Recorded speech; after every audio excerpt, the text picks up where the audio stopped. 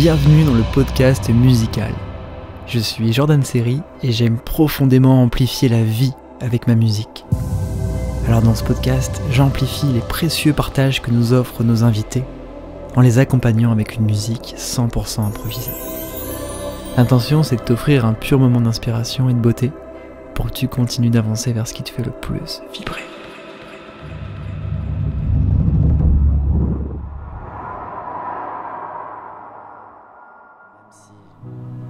Les circonstances pourraient vous donner à croire qu'il faut se blinder, se protéger, se barricader, se cadenasser. Vous êtes ici pour faire l'expérience de cet amour inconditionnel. J'aimerais te poser la question de avec quoi tu es venu sur Terre. Est-ce que tu es venu avec un cadeau particulier, quelque chose que tu as envie d'offrir particulièrement au monde, en cet espace-temps, dans cette temporalité? Je te laisse t'approprier la question et pourras me répondre comme tu le sens. Ouais, c'est très direct. C'est accompagner, aider les personnes à se souvenir de ce qu'elles sont depuis toujours et pour toujours, au-delà des scènes de théâtre, au-delà de ce qu'elles pensent être, au-delà de ce qu'elles pensent être leur histoire, et revenir à leur étincelle, leur lumière originelle. Puis il y a également l'idée d'un nouvel art de vivre ensemble, des nouvelles organisations, des nouvelles formes de relations, d'alliances horizontales.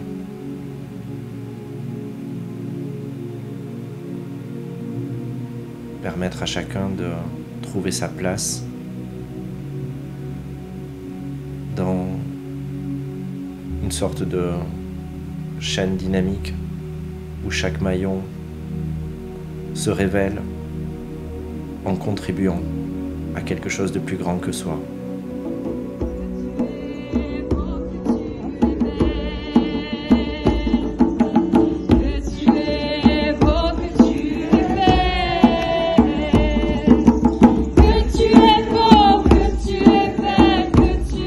J'ai en face de moi un clavier avec derrière chacune des notes do, ré, mi, fa, sol, la, si, do, une question. On va laisser le hasard de la vie sélectionner la question. Je vais quand même t'inviter à me donner une note de musique qui va activer la question. Fa. Yes. Ferme les yeux une seconde fois. Plonge dans un monde idéal, une collectivité humaine idéale. Qu'est-ce que tu vois ?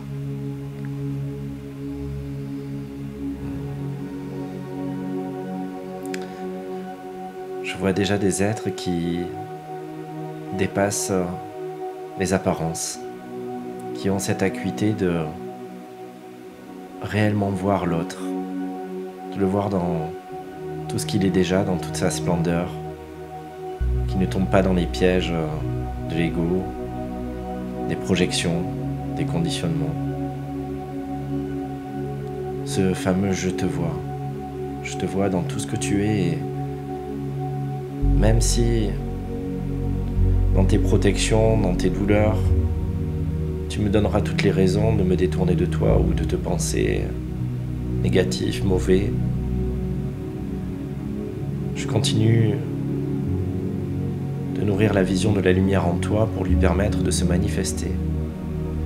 Et rien ni personne ne pourra faire que je me détourne de toi. Tu ne pourras pas m'empêcher de t'aimer.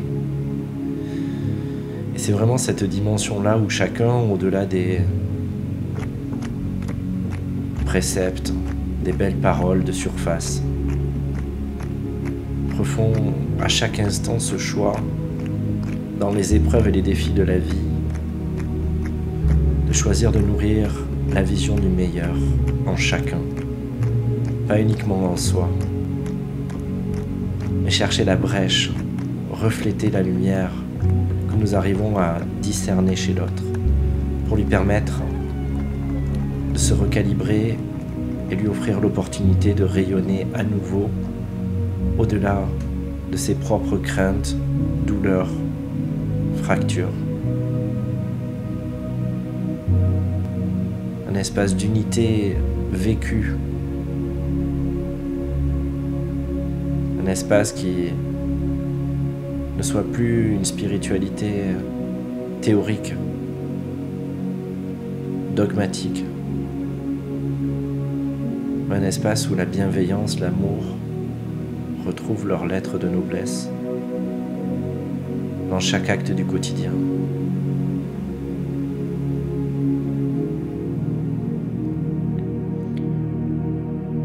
Ça m'inspire un chant.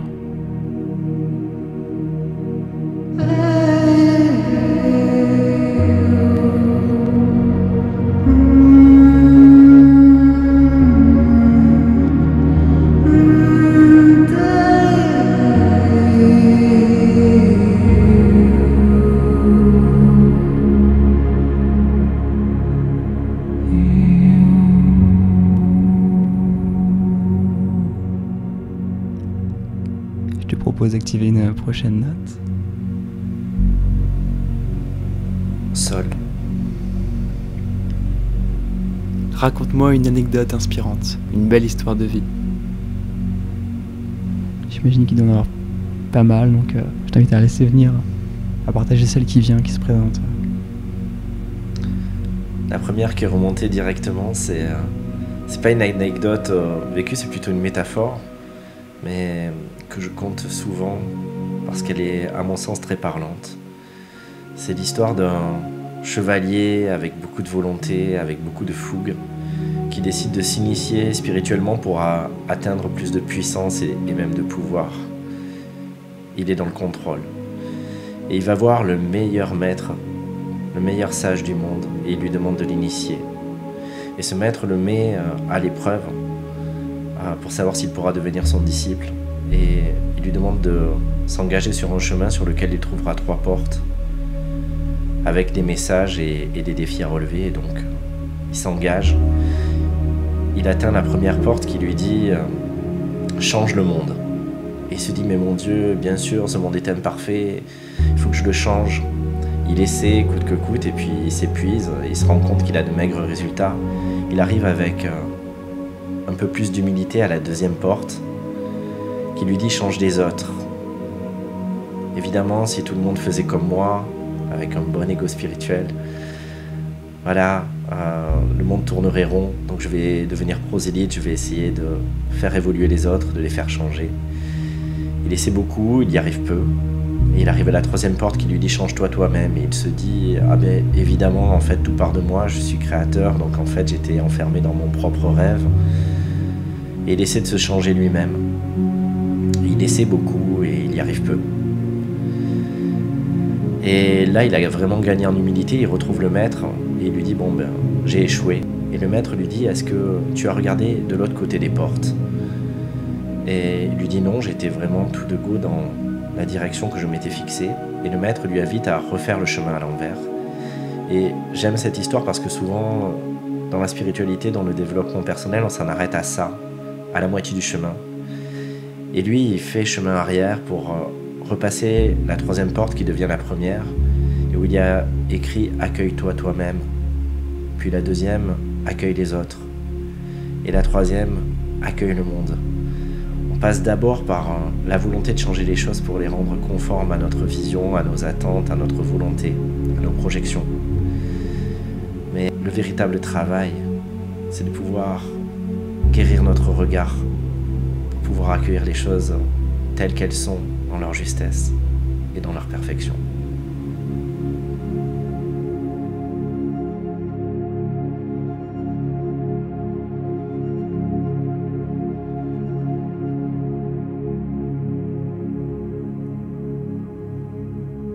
Je t'invite à activer une prochaine question. Ré. Si tu pouvais transmettre une seule clé de sagesse aux générations futures, quelle serait-elle ?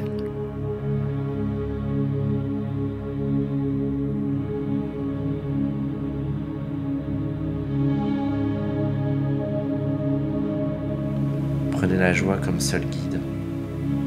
Ne vous laissez pas éteindre par le poids des il faut, des je dois, de ce qui semble être des obligations, des chemins qui se refermeraient d'un champ des possibles restreint. Tout est possible à celui qui ose et à celui qui suit le chemin de la joie. Ce n'est peut-être possible que pour une personne, mais pourquoi pas pour toi? Réenchante ta vie. Crois en ton destin. Et ne laisse pas la gravité prendre trop de place. Considère cette gravité comme la loi physique qui te permet d'incarner ton essence, de faire redescendre tout ce que tu es à un autre niveau et de défier les lois de la physique, les lois de la société, les enjeux, pour honorer cet enfant, cette âme aussi, qui ont choisi de venir vivre cette expérience magique qu'il ne faut pas enfermer.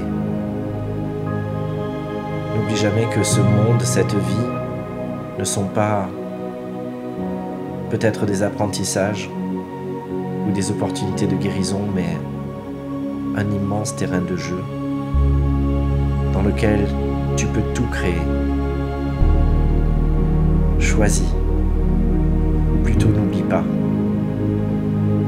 que ton paradis peut être ici et maintenant, à chaque instant, quelles que soient les circonstances. Si ton cœur s'éclaire, si tu suis cette joie, y compris d'être en peine, en douleur ou en colère, si cette joie ne te quitte pas, tu es déjà accompli. Tu es déjà plein de toi. Tu renoues à chaque instant avec cette vie.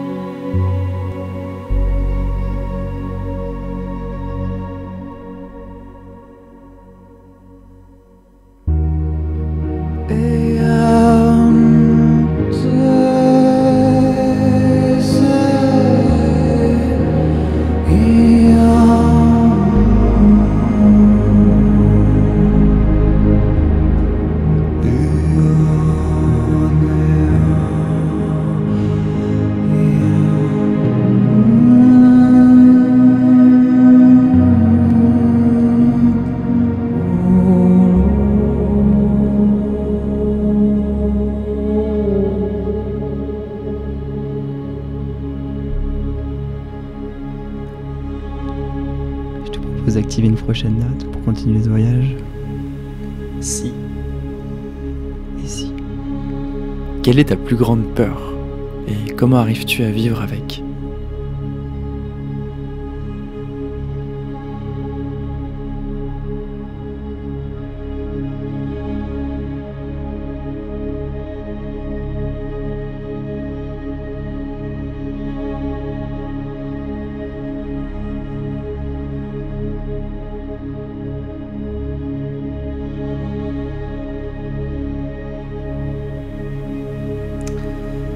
Ce qui vient, c'est drôle, c'est... ma plus grande peur serait de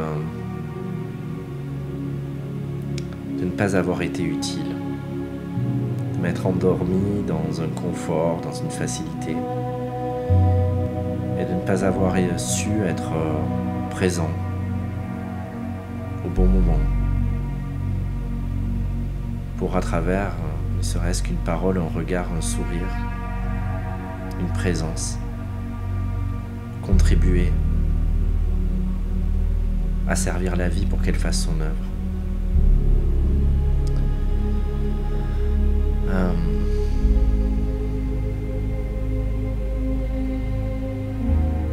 Ouais.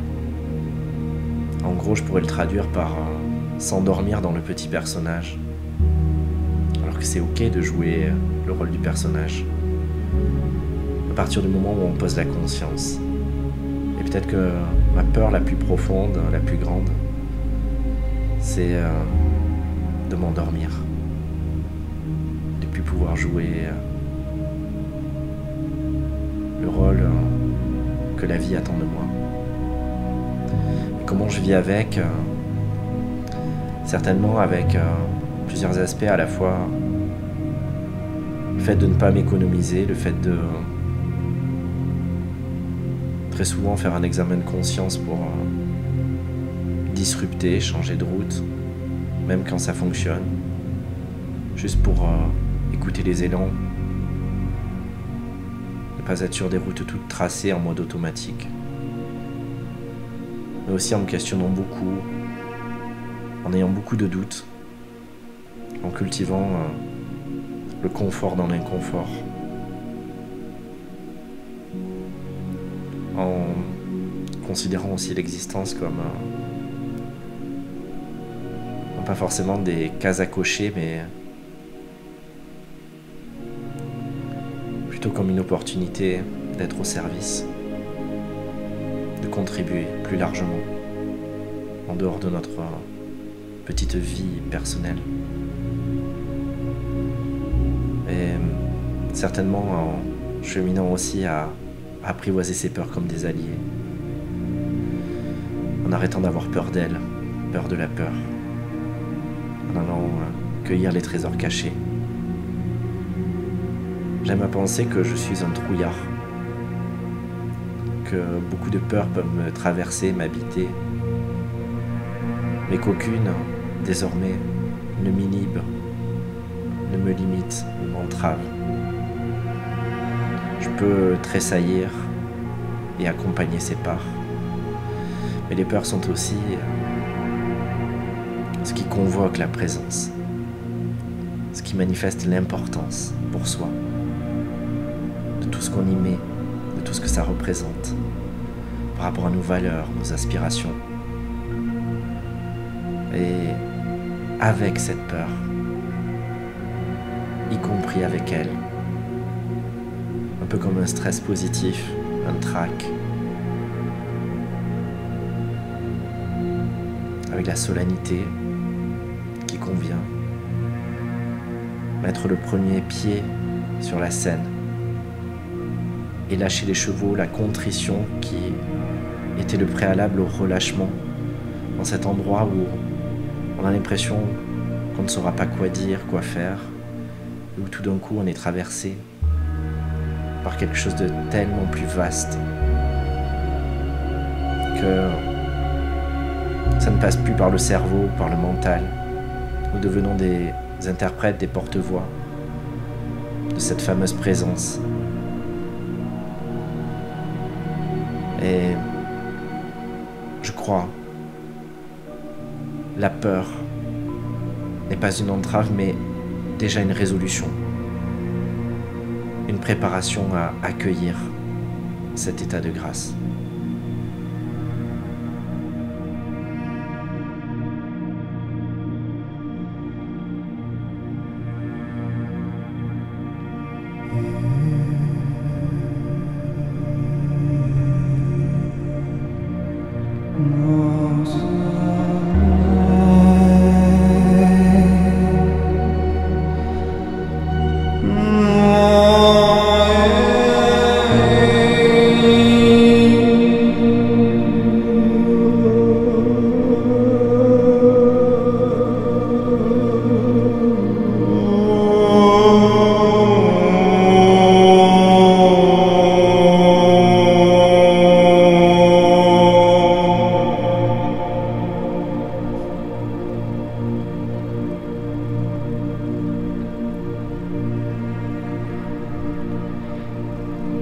Et pour finir ce voyage en beauté, je t'invite à imaginer que ton cœur va s'arrêter de battre dans quelques instants et que tu as la possibilité de laisser un dernier message vivant que tu peux adresser à qui tu veux. Simplement, ça peut être en amour, ça peut être un long discours, ça peut être ce que tu veux, ce qui est vivant là, ici, en cet instant.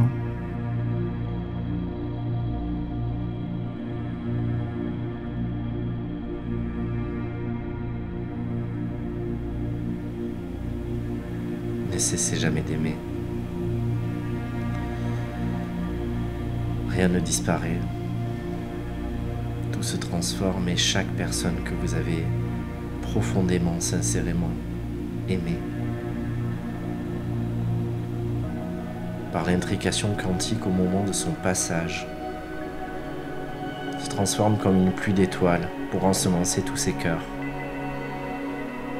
Ce n'est pas un au-delà par-delà soi, extérieur, mais c'est en vous que vivent, à travers vous, toutes les personnes que vous avez aimées, sincèrement, au-delà d'une relation, au-delà d'un attachement. Chaque personne avec qui un espace de communion s'est vécu ne serait-ce qu'une nanoseconde, où les deux âmes se sont vues, continue de vibrer en vous pour toujours, pour l'éternité. Ne vous préservez pas d'aimer. C'est justement ce qui cultive intacte votre flamme. Et malgré toutes les raisons que vous pourriez avoir érigées en rempart,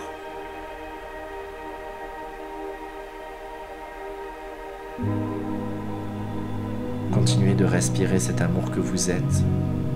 Ne vous asphyxiez pas. Et même si les circonstances pourraient vous donner à croire qu'il faut se blinder, se protéger, se barricader, se cadenasser, vous êtes ici pour faire l'expérience de cet amour inconditionnel qui justement brave toutes les circonstances. Faire l'expérience de cet amour qui ne serait que de la satisfaction ou du contentement. Si aimer consistait à être dans des circonstances favorables. Aimez ce qui vous dérange. Aimez ce qui vous est étrange. Aimez ce qui vous chamboule, ce qui vous challenge, sans être toujours d'accord. Mais continuez, encore, toujours, d'aimer.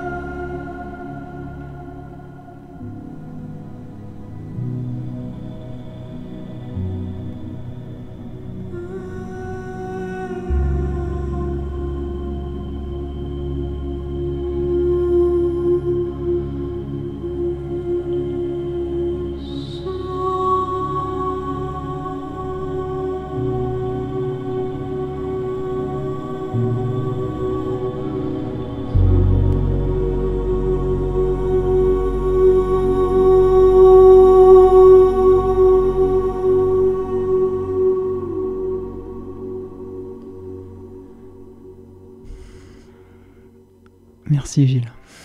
Merci pour ce voyage. Merci Jordan. Tu viens d'assister à une démonstration de ce que j'appelle la musique vivante.